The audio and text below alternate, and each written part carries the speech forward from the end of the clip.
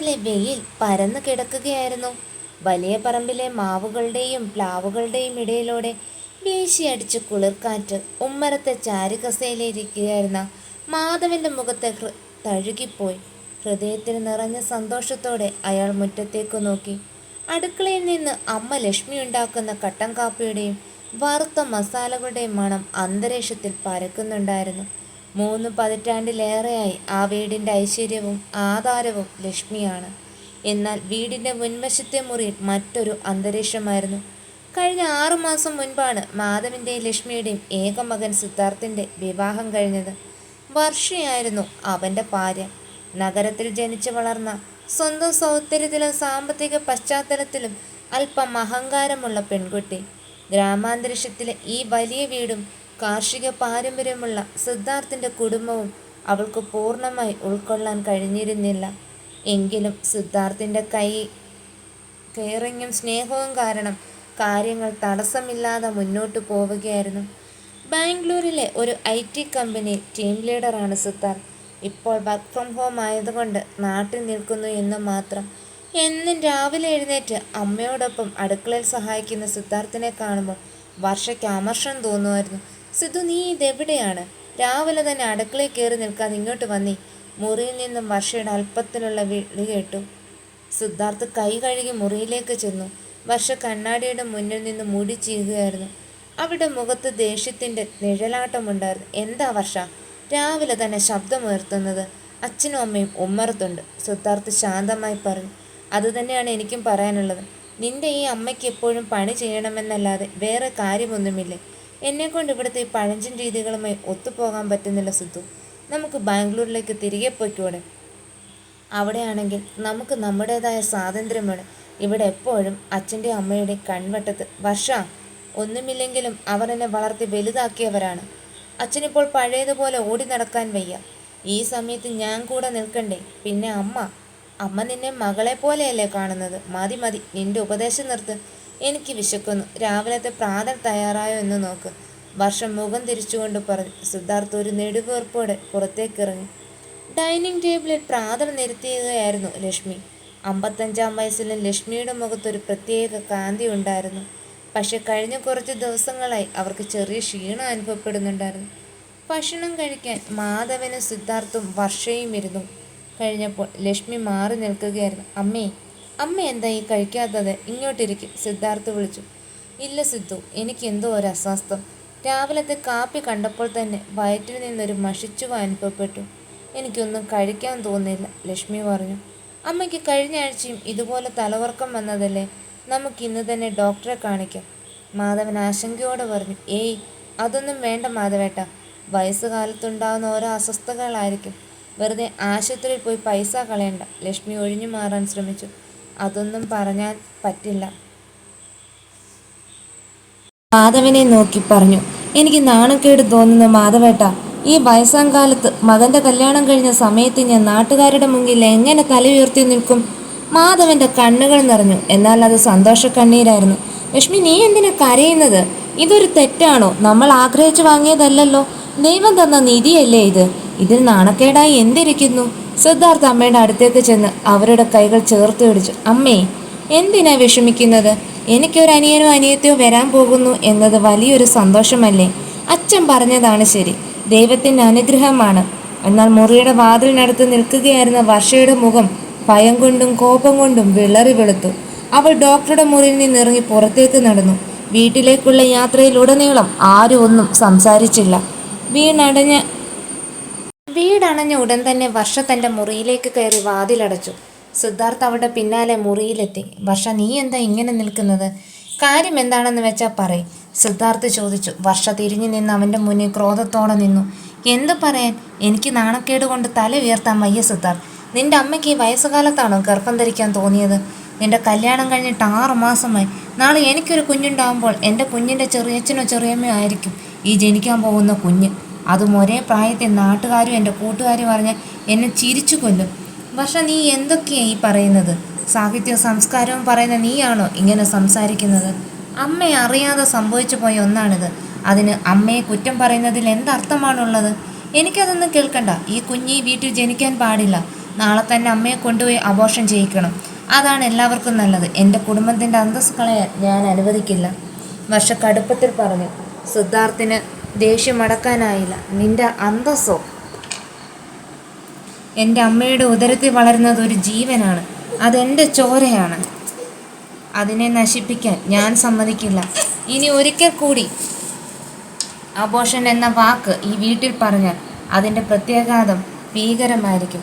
സിദ്ധാർത്ഥ വാതിൽ ശക്തിയായി അടച്ചു പുറത്തേക്ക് പോയി. ദിവസങ്ങൾ കടന്നുപോയി. വീടിൻ്റെ സമാധാനം പൂർണ്ണമായി നഷ്ടപ്പെട്ടിരുന്നു. പുറത്തിരിക്കുന്ന മാധവന്റെ മുഖത്ത് തെളിച്ചം മാഞ്ഞു. ലക്ഷ്മി ആകെ ഒറ്റപ്പെട്ടതുപോലെയായി. അവർ ഭക്ഷണം കഴിക്കാൻ പോലും മടിച്ചു.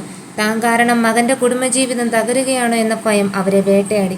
ഒരു ദിവസം വൈകുന്നേരം മാധവനും സിദ്ധാർത്ഥും പറമ്പിൽ നിൽക്കുമ്പോൾ വർഷ ലക്ഷ്മിയുടെ മുറിയിലേക്ക് ചെന്നു. അമ്മേ, വർഷ ശബ്ദം താഴ്ത്തി വിളിച്ചു. ലക്ഷ്മി ഭയത്തോടെ അവളെ നോക്കി. എന്താ വർഷ? അമ്മയ്ക്ക് കുറച്ചെങ്കിലും ബുദ്ധിയും ബോധവും ഉണ്ടോ?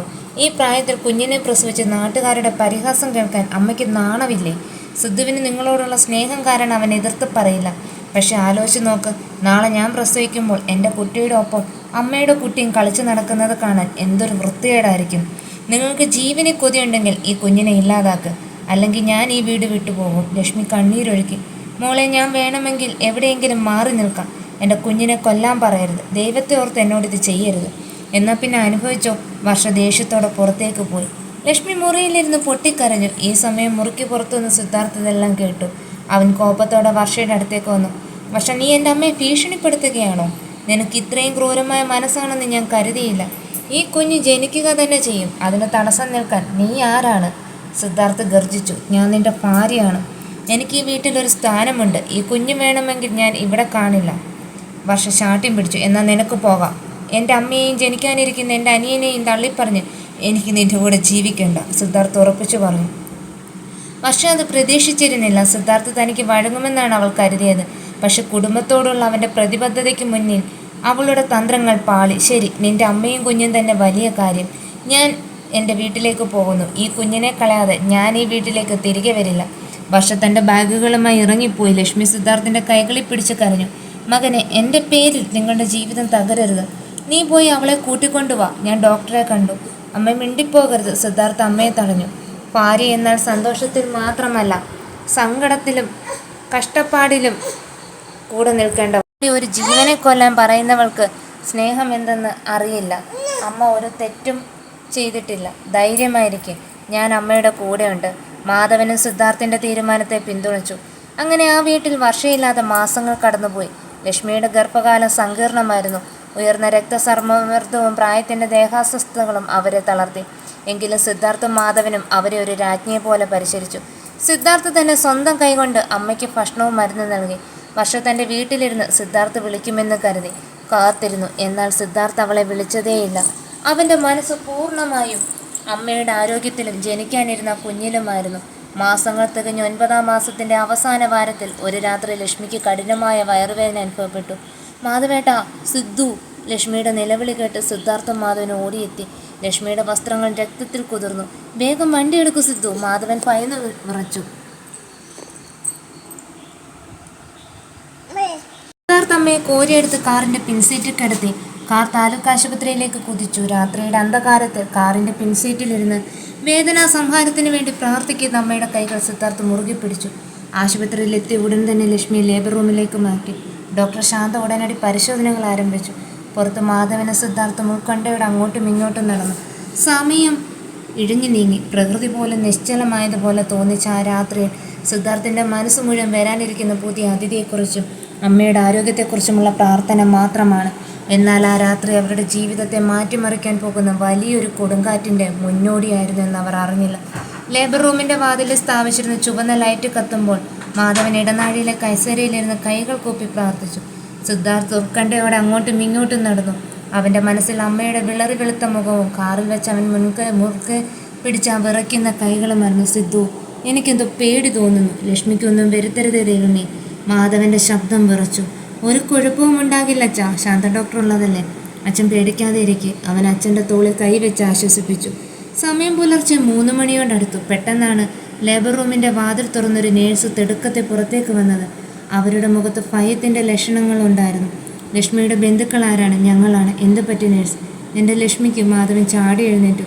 രക്തസ്രാവം നിലയ്ക്കുന്നില്ല. ബ്ലഡ് ബാങ്കിൽ നിന്ന് ഉടൻ O പോസിറ്റീവ് രക്തം എത്തിക്കണം. ഡോക്ടർ സങ്കീർണമായ അവസ്ഥയാണെന്ന് പറഞ്ഞു. വേഗം റെഡിയാക്കൂ. നേഴ്സ് തിടുക്കത്തെ തിരികെ ഉള്ളിലേക്ക് പോയി. സിദ്ധാർത്ഥ് ഒട്ടും സമയം കളയാതെ ഓടി ബ്ലഡ് ബാങ്കിലേക്ക് പോയി. രക്തം ക്രമീകരിച്ചു. നിമിഷങ്ങൾ മണിക്കൂറുകളായി തോന്നിപ്പിച്ച കാത്തിരിപ്പിനൊടുവിൽ ലേബർ റൂമിനുള്ളിൽ നിന്നൊരു പിഞ്ചു കുഞ്ഞിൻ്റെ കരച്ചിൽ കേട്ടു. മാധവൻ്റെ മുഖത്തൊരു നിമിഷം ആശ്വാസത്തിൻ്റെ പുഞ്ചിരി വിടർന്നു. സിദ്ധു കേട്ടോ, കുഞ്ഞിൻ്റെ കരച്ചിലാണ്. നിനക്കൊരനീത്തിക്കുട്ടിയാവും.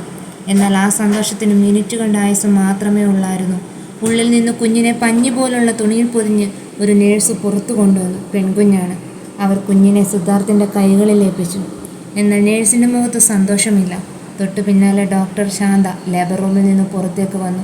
മാസ്ക് അഴിച്ചു മാറ്റുമ്പോൾ അവരുടെ കണ്ണുകൾ നിറഞ്ഞു. ഡോക്ടറെ നിൽപ്പ് കണ്ടപ്പോൾ തന്നെ മാധവൻ്റെ നെഞ്ചിലൊരു പ്രകമ്പനമുണ്ട്. ശാന്ത, ലക്ഷ്മി? മാധവൻ വിറയ്ക്കുന്ന ശബ്ദത്തിൽ ചോദിച്ചു. ഡോക്ടർ ശാന്ത മാധവൻ്റെ കൈകൾ ചേർത്ത് പിടിച്ചു. വാക്കുകൾ പുറത്തേക്ക് വരാതെ അവർ കുറച്ചു നേരം നിന്നു. മാധവേട്ട, എന്നോട് ക്ഷമിക്കണം. ഞാൻ കഴിവതും ശ്രമിച്ചു. രക്തസ്രാവം നിർത്താൻ പറ്റിയില്ല. കഠിനമായ കാർഡിയാക് അറസ്റ്റ് ഉണ്ടായിരുന്നു. ലക്ഷ്മി നമ്മളെ വിട്ടുപോയി. ആ വാക്കുകൾ അന്തരീക്ഷത്തിൽ മുഴങ്ങി. മാധവൻ നിലവിളിച്ചുകൊണ്ട് തറയിലേക്ക് ഊർന്നിറങ്ങി. കൈകളിലിരിക്കുന്ന കുഞ്ഞിനെ ചേർത്ത് പിടിച്ച് സിദ്ധാർത്ഥ് തറഞ്ഞു നിന്നു. അവൻ്റെ കണ്ണുകളിൽ നിന്ന് കണ്ണീർ തുള്ളികൾ കുഞ്ഞിൻ്റെ മുഖത്ത് വീണു. കുഞ്ഞതറിയാതെ ചെറിയ കൈകൾ ഇളക്കിക്കൊണ്ട് വീണ്ടും കരഞ്ഞു. തൻ്റെ ഉദരത്തിൽ ഒരു ജീവനെ പേറിയതിൻ്റെ പേരിൽ ക്രൂരമായ വാക്കുകൾ കേൾക്കേണ്ടി വന്ന അമ്മ ഒടുവിൽ ആ ജീവന് ജന്മം നൽകി സ്വന്തം ജീവൻ വെടിഞ്ഞു. അമ്മയുടെ സംസ്കാര ചടങ്ങുകൾ കഴിഞ്ഞ് വീട് ശോകമൂകമായി തീർന്നു. വീടിൻ്റെ ഓരോ മൂലയിലും ലക്ഷ്മിയുടെ ഓർമ്മകൾ മാത്രം. ഉമ്മറത്തെ കോലായിൽ നിശബ്ദനായിരിക്കുന്ന മാധവന് ജീവൻ്റെ യാതൊരു ലക്ഷണവുമില്ല. ഒരൊറ്റ രാത്രി കൊണ്ട് അയാൾ പൂർണ്ണമായും തളർന്നു. മുറിക്കുള്ളിൽ അമ്മയില്ലാത്ത ആ പച്ചക്കുഞ്ഞ് വിശന്ന് കരയുമ്പോൾ ഫോർമുല മിൽക്ക് ഉണ്ടാക്കി കൊടുക്കാൻ സിദ്ധാർത്ഥ് പാടുപെട്ടു. കുഞ്ഞിനെ ഉറുക്കിക്കിടത്തി അവൻ മാധവൻ്റെ അടുത്ത് ചെന്നു. അച്ഛാ, എന്തെങ്കിലും കഴിക്കാം. കുഞ്ഞിന് നമ്മളല്ലാതെ ഇനി ആരുമില്ല അച്ഛാ, സിദ്ധാർത്ഥ് കരച്ചിലടക്കി പറഞ്ഞു. മാധവൻ മകനെ നോക്കി അവൻ്റെ കണ്ണുകൾ തുടച്ചു. എനിക്ക് വിശക്കുന്നില്ല സിദ്ധു. നിൻ്റെ അമ്മയോട് ഞാൻ എന്തോ വലിയ തെറ്റ് ചെയ്തതുപോലെ തോന്നുന്നു. ഈ വയസ്സുകാലത്ത് അവളെ ഇങ്ങനെ ഒരു അവസ്ഥയിലേക്ക് തള്ളിയിട്ടത് ഞാനല്ലേ? അങ്ങനെയൊന്നും പറയല്ലേ. ദൈവത്തിൻ്റെ വിധിയാണ്, സിദ്ധാർത്ഥ് അച്ഛനെ ആശ്വസിപ്പിച്ചു. 3-ാം ദിവസം ഉച്ചയോടെയാണ് വർഷ ആ വീട്ടിലേക്ക് കടന്നു വന്നത്. അമ്മ മരിച്ച വിവരം അറിഞ്ഞൊന്ന് കാണാൻ പോലും അവൾ വന്നില്ല. എന്നാൽ ഇന്ന് അവളുടെ അച്ഛൻ്റെ കൂടെയാണ് അവൾ എത്തിയത്. മാധവൻ ഉമ്മർത്ത് തളർന്നിരിക്കുന്നത് കണ്ടിട്ടും വർഷയുടെ മുഖത്ത് യാതൊരു ഭാവവ്യത്യാസവുമില്ല. സിദ്ധാർത്ഥ് മുറിയിൽ നിന്ന് ഇറങ്ങി വന്നു. നീ എന്തിനാ ഇപ്പോൾ ഇങ്ങോട്ട് വന്നത് വർഷ? അവൻ തണുത്ത ശബ്ദത്തിൽ ചോദിച്ചു. വർഷയുടെ അച്ഛൻ മുൻപോട്ട് വന്നു. സിദ്ധാർത്ഥ്, നടന്ന കാര്യങ്ങളൊക്കെ ഞങ്ങൾ അറിഞ്ഞു. വളരെ വിഷമമുണ്ട്. പക്ഷെ ജീവിച്ചിരിക്കുന്നവരുടെ കാര്യം നോക്കണമല്ലോ. വർഷയ്ക്ക് ഈ അന്തരീക്ഷത്തിൽ നിൽക്കാൻ ബുദ്ധിമുട്ടുണ്ട്. നിങ്ങൾ എന്താണ് പറഞ്ഞു വരുന്നത്? സിദ്ധാർത്ഥ് കർശനമായി ചോദിച്ചു. വർഷ മുന്നോട്ട് കയറി നിന്നു. ഞാൻ എൻ്റെ കാര്യം വ്യക്തമായി പറയാം. നിൻ്റെ അമ്മ പോയി, അത് അവരുടെ വിധി. പക്ഷേ ഈ കുഞ്ഞിനെ ഇനി ഇവിടെ വളർത്താൻ ഞാൻ അനുവദിക്കില്ല. ഈ കുഞ്ഞു കാരണം നിൻ്റെ അമ്മ മരിച്ചു എന്ന അപവാദം നാളെ നാട്ടുകാർ പറയും. പോരാത്തതിന് ഇതിനെ നോക്കാൻ എനിക്ക് കഴിയില്ല. സിദ്ധാർത്ഥിൻ്റെ രക്തം തിളച്ചു. വർഷ വാക്ക് സൂക്ഷിച്ചുപയോഗിക്കണം. ഇതെൻ്റെ അനിയത്തിയാണ്, അമ്മയുടെ അവസാനത്തെ ഓർമ്മ. എന്തായാലും ശരി, കുഞ്ഞിനെ ഏതെങ്കിലും അനാഥാലയത്തിൽ കൊണ്ടുപോയി കൊടുക്കണം. അല്ലെങ്കിൽ നിൻ്റെ ഏതെങ്കിലും ബന്ധുക്കൾക്ക് വളർത്താൻ കൊടുക്കുക. എങ്കിൽ മാത്രമേ ഞാൻ ഈ വീട്ടിൽ നിൽക്കൂ. ഈ കുഞ്ഞോ അതോ ഞാനോ, ഏതാ വേണ്ടതെന്ന് നീ തീരുമാനിച്ചോ? വർഷ അന്ത്യശാസനം നൽകി. മാധവൻ വിറയ്ക്കുന്ന കാലുകളോടെ എഴുന്നേറ്റു. മോളെ വർഷ, എൻ്റെ കൈകൂപ്പി ഞാൻ യാചിക്കാം. ഈ കുഞ്ഞെൻ്റെ ലക്ഷ്മിയുടെ ചോരയാണ്. ഇതിനെ ഉപേക്ഷിക്കാൻ പറയരുത്. നിങ്ങൾ മിണ്ടാതിരിക്കാം അമ്മായിയപ്പ. വർഷ അലറി. നിങ്ങളുടെ വയസ്സുകാലത്തെ കൊതി കാരണമാണ് ഈ വീടിന് ഇങ്ങനെയായത്. ഇനി എൻ്റെ ജീവിതം നശിപ്പിക്കാൻ ഞാൻ സമ്മതിക്കില്ല. വർഷ! സിദ്ധാർത്ഥിൻ്റെ കൈ വായുവിനുയർന്നു. പക്ഷെ അവൻ സ്വയം നിയന്ത്രിച്ച് അവൻ്റെ കണ്ണുകളിൽ നിന്ന് തീപ്പൊരികൾ ചിതറി. നീ ഒരക്ഷരവേ നീ സംസാരിക്കരുത്. അമ്മ ജീവിച്ചിരുന്നപ്പോഴും നീ ഈ കുഞ്ഞിനെ കൊല്ലാൻ നോക്കി. ഇപ്പോഴും നിന്റെ ക്രൂരതയ്ക്ക് മാറ്റമില്ല. ചോദിച്ചില്ലേ നിന്നെയാണോ ഈ കുഞ്ഞിനെയാണോ വേണ്ടതെന്ന്? സിദ്ധാർത്ഥ് അകത്തുപോയി തൊട്ടിലേക്ക് കിടന്ന കുഞ്ഞിനെ കോരിയെടുത്ത് ഉമ്മറത്തേക്ക് വന്നു. എനിക്കെൻ്റെ അമ്മ തന്നുപോയ ഈ നിധിയെ മതി. സ്വന്തം സ്വാർത്ഥതയ്ക്ക് വേണ്ടി സ്വന്തം കുടുംബത്തെ തള്ളിപ്പറയുന്ന നിന്നെപ്പോലൊരു പെണ്ണുമായുള്ള ജീവിതം എനിക്കിവിടെ അവസാനിച്ചു. നിനക്ക് പോകാം. സിദ്ധാർത്ഥ് ഉറച്ച ശബ്ദത്തിൽ പറഞ്ഞു. വർഷയുടെ അച്ഛൻ തടയാൻ ശ്രമിച്ചു. സിദ്ധാർത്ഥ്, നീ ആലോചിച്ച് തീരുമാനമെടുക്കുക. ഒരു കുഞ്ഞിനു വേണ്ടി നീ നിന്റെ ഭാര്യയെ ഉപേക്ഷിക്കുകയാണോ? ഭാര്യ എന്നാൽ സഹതാപവും സ്നേഹവുമുള്ളവളാകണം. ഇവളിൽ അതൊന്നുമില്ല. ഇനി ഒരു നിമിഷം ഇവളെ ഞാൻ എൻ്റെ ഭാര്യയായി അംഗീകരിക്കില്ല. സിദ്ധാർത്ഥ് മറുപടി നൽകി. വർഷ ദേഷ്യത്തോടെ ബാഗുമെടുത്തിറങ്ങി. ശരി, നിന്റെ ഈ തെരുവ് കുഞ്ഞുമായി നീ ജീവിക്ക്. അടുത്ത ആഴ്ച നിനക്കുള്ള ഡിവോഴ്സ് നോട്ടീസ് വരും. ഒപ്പിട്ട് തന്നേക്കണം. അവൾ പടിയിറങ്ങിപ്പോയി. അവർ ബന്ധം വേർപ്പെടുത്തി. പക്ഷെ അതിനുശേഷമുള്ള ജീവിതം സിദ്ധാർത്ഥിന് വലിയൊരു പോരാട്ടമായി. ബാംഗ്ലൂരിലെ ജോലി ഉപേക്ഷിച്ച് അവൻ നാട്ടിൽ പൂർണ്ണമായി തങ്ങി. രാത്രികളിൽ ഉറങ്ങാതെ കുഞ്ഞിന് പാലൂട്ടിയും അസുഖം വരുമ്പോൾ ആശുപത്രികളിലോടിയും അവൻ ദിനങ്ങൾ തള്ളി നീക്കി. മാധവൻ മാനസികമായി തകർന്ന് കിടപ്പിലായതോടെ വീട്ടിൻ്റെയും കുഞ്ഞിൻ്റെയും മുഴുവൻ ഉത്തരവാദിത്തവും സിദ്ധാർത്ഥിൻ്റെ തോളിലായി. കുഞ്ഞിന് അവൻ മിന്നു എന്ന് പേരിട്ടു. പക്ഷെ ഒരമ്മയുടെ പരിചരണം ഇല്ലാതെ ആ കുഞ്ഞ് മെലിഞ്ഞുണങ്ങാൻ തുടങ്ങി. അടിക്കടി ഉണ്ടാകുന്ന പനിയും കരച്ചിലും സിദ്ധാർത്ഥിനെ തളർത്തി. പലപ്പോഴും കുഞ്ഞിനെ മാറിൽ അടക്കിപ്പിടിച്ച് സിദ്ധാർത്ഥ് കരഞ്ഞു. അമ്മ, എന്നോട് ക്ഷമിക്കണം. എനിക്ക് നമ്മുടെ മിന്നുക്കുട്ടിയെ ശരിക്കും നോക്കാൻ കഴിയുന്നില്ല അമ്മേ. അവൻ അമ്മയുടെ ചിത്രത്തിന് മുന്നിൽ നിന്നും വിതുമ്പി. ഒരു ദിവസം വൈകുന്നേരം മിന്നുവിന് കഠിനമായ പനി പിടിപെട്ടു. കുഞ്ഞ് കരഞ്ഞുകൊണ്ടിരുന്നു. പാല് കുടിക്കുന്നില്ല. മാധവൻ കട്ടിലിൽ കിടന്ന് വിതുമ്പുന്നു. എന്ത് ചെയ്യണമെന്നറിയാതെ സിദ്ധാർത്ഥ് തകർന്നു പോയ നിമിഷത്തിലാണ് ഉമ്മറത്തൊരു കാർ വന്നത്. കാറിൽ നിന്നും വയസ്സായ ഒരു മനുഷ്യനും ചുരിദാർ ധരിച്ച് ശാന്തമായ മുഖമുള്ളൊരു യുവതിയും ഇറങ്ങി വന്നു. മാധവൻ്റെ ചെറുപ്പകാലത്തെ അടുത്ത സുഹൃത്ത് മേനോനും അവൻ്റെ മകൾ ഡോക്ടർ അനന്യയുമാണ്. വിദേശത്തെ ഉപരിപഠനത്തിന് ശേഷം അനന്യ തിരിച്ചെത്തിയ വിവരമറിഞ്ഞ് മാധവനെ കാണാൻ വന്നതായിരുന്നു അവർ. വീടിനുള്ളിൽ നിന്ന് കേട്ട് കുഞ്ഞിൻ്റെ കരച്ചിൽ കേട്ടവർ ഉമ്മറത്തേക്ക് ഓടിയെത്തി. കണ്ണുകളിൽ ഇരുട്ട് കയറി വിറയ്ക്കുന്ന കൈകളോടെ കുഞ്ഞിനെയും പിടിച്ചു നിൽക്കുന്ന സിദ്ധാർത്ഥിനെയാണ് അനന്യ കണ്ടത്. വിറയ്ക്കുന്ന കൈകളോടെ കുഞ്ഞിനെ നെഞ്ചോട് ചേർത്ത് പിടിച്ച് എന്ത് ചെയ്യണമെന്നറിയാതെ നിസ്സഹായനായി നിൽക്കുന്ന സിദ്ധാർത്ഥിനെയാണ് അനന്യ കണ്ടത്. അവൻ്റെ കണ്ണുകളിൽ കഠിനമായ ക്ഷീണവും ഭയവും നിറഞ്ഞിരുന്നു. ഉമ്മറത്ത് നിൽക്കുന്ന മേനോൻ അകത്തേക്ക് വന്ന് മാധവൻ്റെ അരികിലേക്ക് ചെന്നു. മാധവ, എന്താടാ ഇത്? നിനക്കെന്ത് പറ്റി? മേനോൻ്റെ ശബ്ദത്തിൽ വിഷമവും ആശങ്കയും തുളുമ്പി. എന്നാൽ അനന്യയുടെ ശ്രദ്ധ മുഴുവൻ ആ കുഞ്ഞിലായിരുന്നു. ഡോക്ടർ കൂടെയായ അവൾ സമയം കളയാതെ സിദ്ധാർത്ഥിൻ്റെ അടുത്തേക്ക് ചെന്നു. പ്ലീസ്, കുഞ്ഞിനെ എനിക്ക് തരൂ. അവളുടെ ശബ്ദത്തിൽ അപരിചിതത്വത്തിൻ്റെ അതിർവരമ്പുകൾ ഇല്ലാത്ത ഒരു ആർദ്രതയുണ്ടായിരുന്നു. സിദ്ധാർത്ഥ് പകച്ചു നിന്നു. പക്ഷെ അനന്യയുടെ കൈകൾ മുന്നോട്ട് നീണ്ടപ്പോൾ അവൻ കുഞ്ഞിനെ അവൾക്ക് കൈമാറി. അനന്യ അതിലോലമായി മിന്നുവിനെ തൻ്റെ കൈകളിലേക്ക് വാങ്ങി. അനന്യയുടെ മാറിലേക്ക് ചായച്ച നിമിഷം അതുവരെ അടങ്ങാതിരുന്ന കുഞ്ഞ് ശാന്തമായി. അവളുടെ കരച്ചിലൊരു ചെറിയ വിങ്ങലായി മാറി. അനന്യ തൻ്റെ ബാഗിൽ നിന്ന് സ്റ്റെതസ്കോപ്പ് എടുത്ത് കുഞ്ഞിൻ്റെ നെഞ്ച് പരിശോധിച്ചു. അത്ര പേടിക്കാനൊന്നുമില്ല, ചെറിയ പനിയുണ്ട്, കൂടെ നന്നായി വിശക്കുന്നുമുണ്ട്. അവസാനമായി എപ്പോഴാണ് കുഞ്ഞിന് പാൽ കൊടുത്ത്? 2 മണിക്കൂർ മുമ്പ്. ഫോർമുല മിൽക്ക് ഉണ്ടാക്കി നൽകാൻ നോക്കി, പക്ഷെ കുഞ്ഞ് കുടിക്കുന്നില്ല. സിദ്ധാർത്ഥ തളർന്ന ശബ്ദത്തിൽ പറഞ്ഞു. അനന്യ അടുക്കളയിലേക്ക് നടന്നു. അവിടെ ചിതറിക്കിടക്കുന്ന കുപ്പിപ്പാലുകളും പാത്രങ്ങളും കണ്ട് അവൾക്ക് ആ വീടിൻ്റെ അവസ്ഥ മനസ്സിലായി. ആണുങ്ങൾ 2 പേർ മാത്രമുള്ള വീട്ടിൽ ഒരു പച്ചക്കുഞ്ഞിനെ പരിചരിക്കാൻ അവർ അനുഭവിക്കുന്ന കഷ്ടപ്പാട് അവൾ തിരിച്ചറിഞ്ഞു. അവൾ വേഗത്തിൽ കുപ്പി ശുചിയാക്കി കൃത്യമായ അളവിൽ ഫോർമുല മിൽക്ക് തയ്യാറാക്കി തിരികെ മുറിയിലെത്തി. കുഞ്ഞിനെ തൻ്റെ മടിയിൽ കിടത്തി അവൾ പതുക്കെ പാലൂട്ടി. അമ്മയുടെ സ്പർശനത്തിനായി കൊതിച്ചിരുന്ന ആ കുഞ്ഞ് അനന്യയുടെ വിരലുകളിൽ മുറുകി പിടിച്ച് പാൽ കുടിക്കാൻ തുടങ്ങി. കുറച്ച് സമയത്തിനുള്ളിൽ തന്നെ അനന്യയുടെ മാറിലേക്ക് തലവെച്ച് മിന്നു സുഖമായി ഉറങ്ങി. ആ കാഴ്ച കണ്ട മാധവൻ്റെ കണ്ണുകൾ നിറഞ്ഞൊഴുകി. മേനോനെ, എൻ്റെ ലക്ഷ്മി പോയത് പിന്നെ ഈ കുഞ്ഞ് ഇത്രയും ശാന്തമായി ഉറങ്ങുന്നത് ആദ്യമായിട്ടാണ്. മേനോൻ സിദ്ധാർത്ഥിൻ്റെ തോളിൽ തട്ടി. സിദ്ധു, കാര്യങ്ങളൊക്കെ ശാന്ത ഡോക്ടറെ വിളിച്ചു പറഞ്ഞപ്പോൾ തന്നെ ഞാൻ അറിഞ്ഞു. പക്ഷേ ഇത്രത്തോളം നിങ്ങൾ തകർന്നു പോയെന്ന് കരുതിയില്ല. സിദ്ധു തല താഴ്ത്തി നിന്നു. എനിക്കെൻ്റെ അമ്മയുടെ കുട്ടിയെ ശരിക്കും നോക്കാൻ കഴിയുന്നില്ല മാധവനങ്കിൾ. ജോലി ഉപേക്ഷിച്ച് രാത്രികളിൽ ഉറക്കമില്ല. അച്ഛൻ്റെ ആരോഗ്യവും മോശമാണ്. നീ തനിയല്ല സിദ്ധു, മേനോൻ പറഞ്ഞു. അന്ന് രാത്രി എൻ്റെ കുഞ്ഞിൻ്റെ പനി കുറയുന്നത് വരെ അനന്യ ആ വീട്ടിൽ തങ്ങി. കുഞ്ഞിന് മരുന്നുകൾ നൽകി അവളെ ഉറക്കിക്കിടത്തിയ ശേഷമാണ് അവൾ മടങ്ങിയത്. പോകുന്നതിന് മുൻപ് അവൾ സിദ്ധാർത്ഥിനോട് പറഞ്ഞു, പേടിക്കേണ്ട സിദ്ധാർത്ഥ്, കുഞ്ഞിന് കുഴപ്പമൊന്നുമില്ല. ഞാൻ നാളെ വീണ്ടും വരാം. പിറ്റേ ദിവസം രാവിലെ തന്നെ അനന്യ വീണ്ടും ആ വീട്ടിലെത്തി. ഇത്തവണ അവൾ കുഞ്ഞിനുള്ള പുതിയ വസ്ത്രങ്ങളും പരിചരണത്തിന് ആവശ്യമായ സാമഗ്രികളുമായാണ് വന്നത്. തുടർന്നുള്ള ദിവസങ്ങളിൽ അതൊരു പതിവായി മാറി.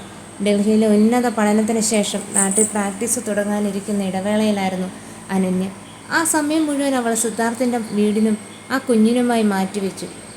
അവൾ വരുന്നതോടെ ആ വീട്ടിലേക്ക് ജീവൻ തിരികെ വരുന്നത് പോലെ തോന്നി. അവൾ മിന്നുവിനെ കുളിപ്പിച്ച് കൃത്യസമയത്ത് ഭക്ഷണവും മരുന്നും നൽകി. മാധവൻ്റെ മരുന്നും കാര്യങ്ങളും നോക്കാനും അവൾ മറന്നില്ല. ഒരു ദിവസം വൈകുന്നേരം സിദ്ധാർത്ഥിൻ്റെ വീടിൻ്റെ ഉമ്മർത്ത് വന്നിരിക്കുമ്പോൾ അനന്യ മീനുവിനെ എടുത്ത് മുറ്റത്ത് കളിക്കുകയായിരുന്നു. കുഞ്ഞിൻ്റെ കൊഞ്ചലും അനന്യയുടെ ചിരിയും ആ അന്തരീക്ഷത്തെ മനോഹരമാക്കി. സിദ്ധാർത്ഥ വിദൂരതയിലേക്ക് നോക്കിയിരുന്നു. അവൻ്റെ മനസ്സിൽ സ്വന്തം ആദ്യ ഭാര്യ വർഷയുടെ വാക്കുകൾ മുഴുകി. ഈ കുഞ്ഞിനെ അനാഥാലയത്തിൽ കൊണ്ടുപോയി തള്ളണം. എത്ര വ്യത്യാസമുള്ള 2 മനുഷ്യർ. ഒരുവൾ സ്വന്തം ഭർത്താവിൻ്റെ അനിയത്തെ നാണക്കേടായി കണ്ട് തള്ളിപ്പറഞ്ഞു. മറ്റവൾ യാതൊരു രക്തബന്ധവുമില്ലാതിരുന്നിട്ടോ കുഞ്ഞിന് അമ്മയുടെ സ്നേഹം വാരിപ്പുണർന്നു നൽകുന്നു. പെട്ടെന്ന് മിന്നു ചിരിച്ചുകൊണ്ട് അനന്യയുടെ കഴുത്തിൽ മുറുകെ പിടിക്കുന്ന സിദ്ധാർത്ഥ് കണ്ടു. സിദ്ധു, അനന്യ അവനടുത്തേക്ക് വന്നു. മിന്നു ഇപ്പോൾ നല്ല ആരോഗ്യവുമുണ്ട്, കണ്ടില്ലേ? അവൾ ചിരിക്കാൻ തുടങ്ങി. എങ്ങനെ നന്ദി പറയണമെന്ന് എനിക്കറിയില്ല അനന്യ. നീ വന്നില്ലായിരുന്നെങ്കിൽ ഞാൻ. സിദ്ധാർത്ഥിൻ്റെ ശബ്ദം വീങ്ങി. ചില ബന്ധങ്ങൾക്ക് നന്ദിയുടെ ആവശ്യമില്ല സിദ്ധാർത്ഥ്. ഈ കുഞ്ഞിനെ കണ്ട നിമിഷം മുതൽ എനിക്ക് അവളോട് എന്തോ ഒരു ആത്മബന്ധം തോന്നി. എൻ്റെ സ്വന്തം കുഞ്ഞിനെ പോലെയാണ് എനിക്കിവൾ. അനന്യ ആത്മാർത്ഥമായി പറയും. ആഴ്ചകൾ കടന്നുപോയി. മിന്നുവിന് അനന്യയില്ലാതെ ജീവിക്കാൻ പറ്റാത്ത അവസ്ഥ. അവൾ കാണാതായാൽ കുഞ്ഞ് വീണ്ടും കരച്ചിൽ തുടങ്ങും.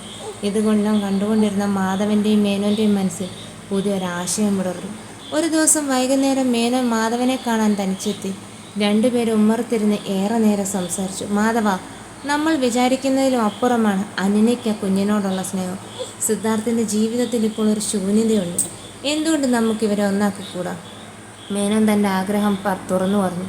മാധവൻ ആശ്ചര്യത്തോടെ സുഹൃത്തിനെ നോക്കി. മേനോനെ, നീ എന്താ ഈ പറയുന്നത്? സിദ്ധാർത്ഥിൻ്റെ വിവാഹം കഴിഞ്ഞതും അവൻ ഡിവോഴ്സ് ആയതൊക്കെ നിനക്കറിയാമല്ലോ. പോരാത്തതിന് അവനൊരു ചെറിയ കുട്ടിയോട് ഉത്തരവാദിത്വമുണ്ട്. നിൻ്റെ മകൾ ഒരു ഡോക്ടറാണ്, നല്ലൊരു ഭാവിയുള്ളവളാണ്. അവളെ ഇങ്ങനെ ഒരവസ്ഥയിലേക്ക് അതൊന്ന് നീയോ ഞാനോ തീരുമാനിക്കേണ്ടതല്ല മാധവ. മേനോൻ തടസ്സപ്പെടുത്തി. അനന്യയുടെ മനസ്സിൽ എന്താണെന്ന് ഞാൻ ചോദിക്കാം. അവൾക്ക് സമ്മതമാണെങ്കിൽ സിദ്ധാർത്ഥിന് എതിർപ്പുണ്ടാകുമോ? അന്ന് രാത്രി മേനോൻ വീട്ടിലെത്തി അനന്യയോട് കാര്യം സംസാരിച്ചു. മോളെ അനന്യ, നിനക്ക് സിദ്ധാർത്ഥിനെയും ആ കുഞ്ഞിനെയും കുറിച്ച് എന്താണ് അഭിപ്രായം? അനന്യ അല്പം അത്ഭുതത്തോടെ അച്ഛനെ നോക്കി. എന്താ അച്ഛൻ പെട്ടെന്ന് ഇങ്ങനെ ചോദിച്ച്? മോളെ, ആ കുഞ്ഞിനൊരമ്മയുടെ സ്നേഹം വേണം. സിദ്ധാർത്ഥിന് കൂട്ടിനൊരു നല്ല ജീവിത പങ്കാളി. അച്ഛൻ ചോദിക്കുന്നത് തെറ്റാണോ എന്നറിയില്ല. നിനക്ക് സിദ്ധാർത്ഥിനെ വിവാഹം കഴിക്കാൻ സമ്മതമാണോ? അനന്യ മറുപടി പറയാതെ കുറച്ചു നേരം നിശബ്ദയായി നിന്നു. അവളുടെ മനസ്സിൽ സിദ്ധാർത്ഥിൻ്റെ ശാന്തമായ സ്വഭാവം, കുടുംബത്തോടും അനിയത്തിയോടുമുള്ള അവൻ്റെ സ്നേഹവും തെളിഞ്ഞു വന്നു. അതിലുപരി ആ പിഞ്ചു കുഞ്ഞിൻ്റെ മുഖം അവളുടെ കണ്ണുകളിൽ തെളിഞ്ഞു. അച്ഛാ, സിദ്ധാർത്ഥിൻ്റെ ജീവിതത്തിൽ നടന്നതൊക്കെ എനിക്കറിയാം. ആ കുഞ്ഞിനെ ഉപേക്ഷിക്കാൻ അവൻ തയ്യാറായില്ല എന്നതാണ് എനിക്ക് അവനോട് ബഹുമാനം തോന്നാൻ കാരണം. ആ കുഞ്ഞിൻ്റെ അമ്മയാകാൻ എനിക്ക് സന്തോഷമുള്ളൂ. പക്ഷെ സിദ്ധാർത്ഥിൻ്റെ മനസ്സെന്താണെന്ന് അറിയണം. അനന്യ സ്വതസിദ്ധമായ പക്വതയോടെ പറഞ്ഞു. അതേസമയം മാധവൻ സിദ്ധാർത്ഥിനോട് സംസാരിച്ചു. എന്താ ഈ പറയുന്നത്? ഞെട്ടലോടെ അവൻ ചോദിച്ചു. അനന്യ ഒരു പാവം പെൺകുട്ടിയാണ്. എൻ്റെ തകർന്ന ജീവിതത്തിലേക്ക് അവളെ വലിച്ചിഴക്കുന്നത് ശരിയാണോ? എനിക്കൊരു ഡിവോഴ്സ് കഴിഞ്ഞതാണ്. ഒപ്പം ഈ കുഞ്ഞിൻ്റെ ഭാരവുമുണ്ട്. അതല്ലട സിദ്ധു, മാധവൻ പറഞ്ഞു. അനന്യ ഈ കുഞ്ഞിനെ സ്നേഹിക്കുന്നത് കണ്ടില്ലേ? അത് വെറും ഒരു ദയയല്ല, ആത്മബന്ധമാണ്. നിനക്കും ഈ കുഞ്ഞിനും ഇനിയൊരു ജീവിതം വേണമെങ്കിൽ അത് അനന്യയിലൂടെ മാത്രമേ സാധിക്കൂ. സിദ്ധാർത്ഥ ചിന്താക്കുഴപ്പത്തിലായി. അവൻ രാത്രി മുഴുവൻ ഉറങ്ങാതെ ആലോചിച്ചു. ഒടുവിൽ കുഞ്ഞിൻ്റെ ഭാവിക്കും അച്ഛൻ്റെ സന്തോഷത്തിനും വേണ്ടി അവൻ ആലോചനയ്ക്ക് സമ്മതം മൂളി. രണ്ടു കുടുംബങ്ങളും ചേർന്ന് ലളിതമായ രീതിയിൽ അവരുടെ വിവാഹം നടത്താൻ തീരുമാനിച്ചു. ആഡംബരങ്ങളൊന്നുമില്ലാതെ അടുത്ത ബന്ധുക്കളുടെ സാന്നിധ്യത്തിൽ ക്ഷേത്രത്തിൽ വെച്ച് ചടങ്ങുകൾ നടക്കാൻ നിശ്ചയിക്കപ്പെട്ടു. വിവാഹ ദിവസം പുലർന്നു. അമ്പല നടയിൽ വെച്ച് ബന്ധുക്കളുടെ അനുഗ്രഹത്തോടെ സിദ്ധാർത്ഥ് അനന്യയുടെ കഴുത്തിൽ താലി ചാർത്തി. താലി കെട്ടിയ നിമിഷം മേനൻ്റെ കൈകളിലിരുന്ന മിന്നുക്കുട്ടി അനന്യയുടെ നേർക്ക് കൈകൾ നീട്ടി. അനന്യ അവളെ വാങ്ങി നെഞ്ചോട് ചേർത്തു. കുഞ്ഞ് അനന്യയുടെ കവിളിൽ ഉമ്മ വെച്ചു. ആ കാഴ്ച കണ്ടു നിന്നവരുടെ കണ്ണുകൾ നിറഞ്ഞു. വീട്ടിലേക്ക് വന്നിറങ്ങിയ അനന്യ ഉമ്മറത്ത് നിലവിളക്ക് കൊളുത്തിവെച്ചു. മാധവൻ്റെ മുഖത്ത് മാസങ്ങൾക്ക് ശേഷം പൂർണ്ണമായൊരു പുഞ്ചിരി വിടർന്നു. സിദ്ധാർത്ഥ് അനന്യയെയും തൻ്റെ അനിയത്തിയെയും നോക്കി നിൽക്കുമ്പോൾ അവൻ്റെ ഉള്ളിലെ ഇരുണ്ട മേഘങ്ങൾ മാറി. തൻ്റെ ജീവിതത്തിലെ സകല തകർച്ചകൾക്ക് ശേഷമുള്ള ദൈവത്തിന് മനോഹരമായ ഉത്തരമായിരുന്നു അനന്യയെന്ന് അവൻ തിരിച്ചറിഞ്ഞു. അമ്മ വിട്ടുപോയെങ്കിലും അമ്മയുടെ സ്നേഹം മുഴുവൻ അനന്യയിലൂടെ തങ്ങളുടെ വീട്ടിലേക്ക് തിരികെ വരികയാണെന്ന് സിദ്ധാർത്ഥ് ഉറച്ചു വിശ്വസിച്ചു. അനന്യ വീട്ടിലേക്ക് വന്നതോടെ വീടിൻ്റെ അന്തരീക്ഷം ആകെ മാറി. ലക്ഷ്മിയുടെ ഏർപ്പാടിന് ശേഷം ശോകമൂകമായിരുന്ന അന്തരീക്ഷത്തിൽ വീണ്ടും ചിരിയും സന്തോഷവും തിരികെ വന്നു. വീടിൻ്റെ ഉമ്മറത്തും പൂമുഖത്തും വീണ്ടും പ്രകാശം പരന്നു. വിവാഹം കഴിഞ്ഞ ആദ്യത്തെ ഏതാനും ദിവസങ്ങളിൽ സിദ്ധാർത്ഥിനും അനന്യയ്ക്കും ഇവിടെ ചെറിയൊരു മടിയും പരിഭ്രമവും ഉണ്ടായിരുന്നു. പരസ്പര സ്നേഹവും ബഹുമാനവും ഉണ്ടെങ്കിലും സിദ്ധാർത്ഥിൻ്റെ ഉള്ളിലെ പഴയ മുറിവുകൾ പൂർണ്ണമായി ഉണങ്ങിയില്ല. വീണ്ടും ഒരു ജീവിതത്തിലേക്ക് കടക്കുമ്പോൾ ഉണ്ടാകുന്ന സ്വാഭാവികമായ ഭയം അവനെ അല്പം ഉൾവലിഞ്ഞവനാക്കി. എന്നാൽ അനന്യ വളരെ പക്വതയോടെയാണ് കാര്യങ്ങളെ സമീപിച്ചത്. അവൾ സിദ്ധാർത്ഥിന് മേലൊരു സമ്മർദ്ദവും ചെലുത്തിയില്ല. ആ വീട്ടിൻ്റെ ഓരോ ആവശ്യങ്ങളും അറിഞ്ഞു ചെയ്തു. മാധവൻ്റെ മരുന്നുകളും കൃത്യമായ ഭക്ഷണക്രമം അവൾ നേരിട്ട് നോക്കി. അതോടെ മാധവൻ്റെ ആരോഗ്യത്തിലും കാര്യമായ പുരോഗതിയുണ്ടായി. തളർന്നു കിടന്ന കട്ടിലിൽ നിന്ന് അയാൾ പതുക്കെ എഴുന്നേറ്റ് നടക്കാൻ തുടങ്ങി. കൂടുതൽ സമയം അനന്യ ചെലവഴിച്ചത് മിന്നുവിനൊപ്പമായിരുന്നു. മിന്നുവിനെ കുളിപ്പിക്കുന്നതും തുണികൾ കഴുകുന്നതും ഉറക്കുന്നതുമെല്ലാം അവൾ സ്വന്തം കൈകൊണ്ട് തന്നെ.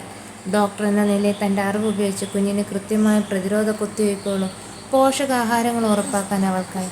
ഒരു ദിവസം രാത്രി ജോലി കഴിഞ്ഞ് ക്ഷീണിതനായി മുറിയിലേക്ക് വന്ന സിദ്ധാർത്ഥ് കണ്ടത് കട്ടിലിൽ കുഞ്ഞിനെ ഉറക്കിക്കിടത്തി അതിനടുത്തിരുന്ന് മെഡിക്കൽ പുസ്തകം വായിക്കുന്ന അനന്യയാണ്. സിദ്ധാർത്ഥ് പതുക്കെ അവളുടെ അടുത്തേക്ക് ചെന്നു. "അനന്യ, നീ ഇനിയും കിടന്നില്ലേ? പകൽ മുഴുവൻ കുഞ്ഞിൻ്റെ പിന്നാലെ നടന്ന് ക്ഷീണിച്ചില്ലേ?" "ഏയ്, എനിക്കൊരു ക്ഷീണവുമില്ല സിദ്ധാർത്ഥ്. മിന്നു ഉറങ്ങിയിട്ട് കുറച്ച് സമയമായതേ ഉള്ളൂ. അവൾ കൂടെ ഉള്ളപ്പോൾ സമയം പോകുന്നതേ അറിയില്ല." സിദ്ധാർത്ഥ് കട്ടിലിൻ്റെ അറ്റത്തിരുന്നു. അവൻ മിന്നുവിൻ്റെ കൊച്ചു മുഖത്തേക്ക് നോക്കി. "ചിലപ്പോഴൊക്കെ എനിക്ക് അത്ഭുതം തോന്നും.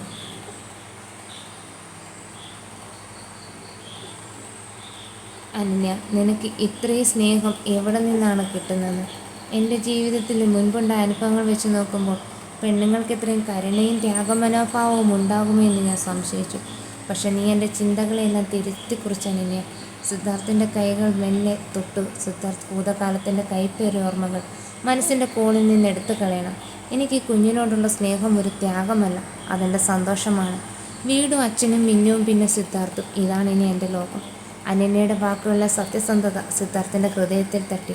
അവൻ അവളുടെ കൈകൾ മുറുകെ പിടിച്ച് അവരുടെ കണ്ണുകൾ തമ്മിൽ കോർത്തു. രണ്ടുപേരുടെയും മനസ്സിൽ പരസ്പരമുള്ള ആദരവും സ്നേഹവും ഒരു പുതിയ അനുഭൂതിയായി വളർന്നു. അതിനിടെ നാട്ടിൻപുറങ്ങളിൽ പതിവുള്ളതുപോലെ ചില അപവാദ പ്രചരണങ്ങൾ ഉയർന്നു. ഒരു ദിവസം വൈകുന്നേരം അയൽപ്പക്കത്ത് ചില സ്ത്രീകൾ മാധവനെ കാണാനെത്തി. സിദ്ധാർത്ഥയും അനന്യയും വീട്ടിലില്ലാത്ത സമയമായിരുന്നു. "അല്ല മാധവേട്ട, സിദ്ധു പുതിയൊരു കല്യാണം കഴിച്ചതൊക്കെ കൊള്ളാം. പക്ഷേ ഈ പ്രായത്തിൽ വേറെ പെണ്ണുങ്ങൾ കുഞ്ഞിനെ നോക്കാൻ വരുമ്പോൾ സൂക്ഷിക്കണം. സ്വന്തം ചോരയല്ലാത്ത കുഞ്ഞിനെ ഭർത്താവിൻ്റെ രണ്ടാം ഭാര്യ എത്ര നാൾ സ്നേഹത്തോടെ നോക്കും? നാളെ അവർക്കൊരു കുട്ടി ഉണ്ടാകുമ്പോൾ ഈ കുഞ്ഞ് അവർക്കൊരു ഭാരമാവില്ലേ?" ഉമ്മറത്തേക്ക് വന്ന അനന്യ ഈ വാക്കുകൾ കേട്ടു. അവൾ ശാന്തയായി അവർക്ക് മുന്നിലേക്ക് വന്നു. "ചേച്ചിക്ക് തെറ്റിപ്പോയി," അനന്യ ഉറച്ച ശബ്ദത്തിൽ പറഞ്ഞു. "മിന്നു എനിക്ക് ഭർത്താവിൻ്റെ അനിയത്തിയല്ല, എൻ്റെ ആദ്യത്തെ മകളാണ്. അവളെ നോക്കാൻ എനിക്ക് ആരുടെയും ഉപദേശം ആവശ്യമില്ല. സ്വന്തം കുഞ്ഞൊന്നും രണ്ടാം കെട്ടുമെന്നുള്ള വിവേചനം ഞങ്ങളുടെ കുടുംബത്തിലില്ല.